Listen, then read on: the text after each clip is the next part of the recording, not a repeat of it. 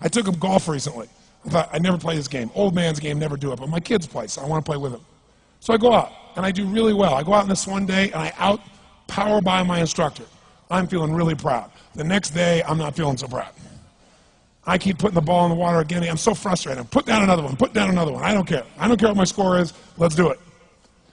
And finally, I was getting frustrated. He's going things like, ain't it a bitch? This is golf. And I'm going, bull. I said, you're a terrible instructor.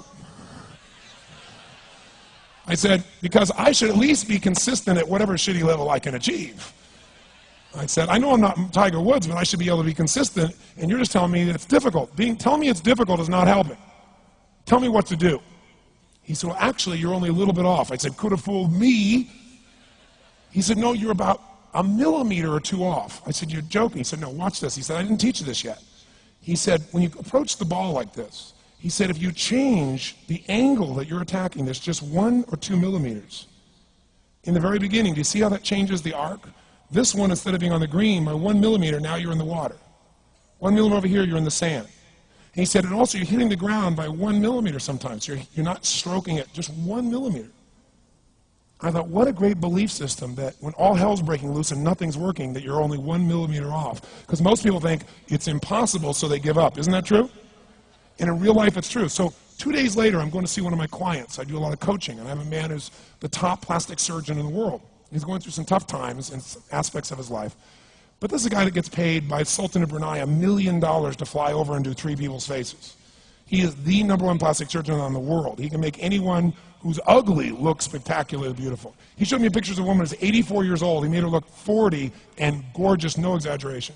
But you know what? I'm waiting for him in his office, and he's still in surgery. So he's got a new book he's creating to teach other surgeons around the world.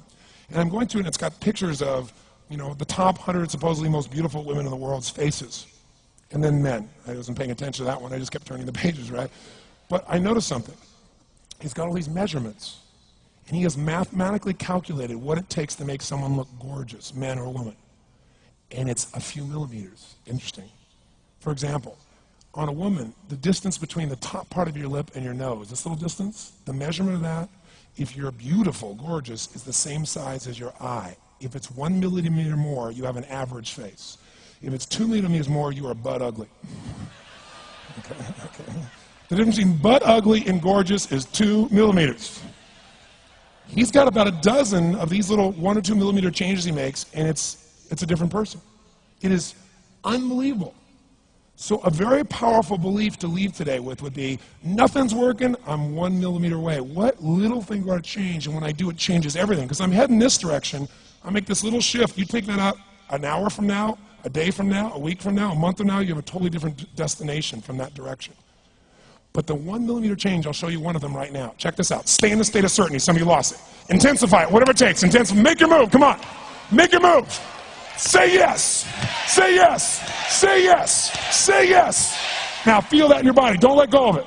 Now watch. Here's the difference between being certain and being uncertain. Did you see that? Certain, uncertain. See if you can find that little spot between the two, where you drop just a little bit of your chest, and you feel it drop, and come back up, and drop it.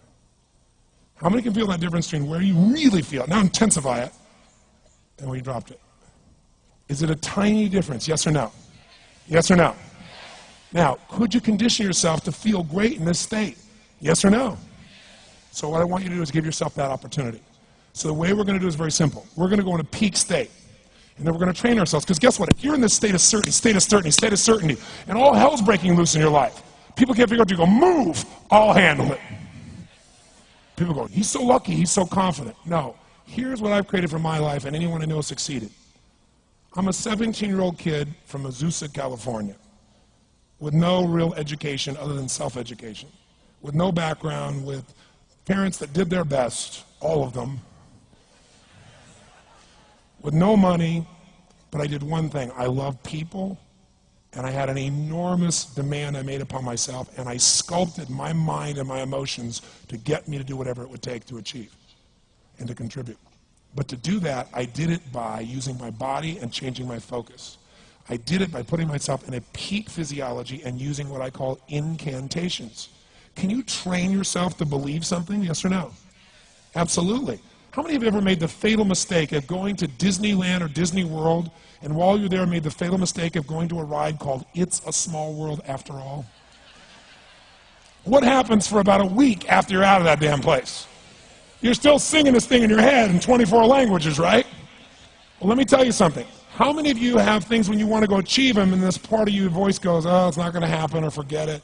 How many got a voice that sometimes interrupts that good pattern? Say I. And what you want to do is train a new one. So starting when I was 17, I started doing incantations, not affirmations. Affirmation, you go, I'm happy, I'm happy, I'm happy, I'm happy, I'm happy. What's the problem? You haven't changed your what? Your what? Physiology. If you don't change your physiology, you won't get anything. So an incantation is not only you speak it, but you embody what you're saying with all the intensity you can. And you do it with enough repetitions that it sticks in your head. Like It's a Small World, now the conversation in your head is always the same and it gives you what you want.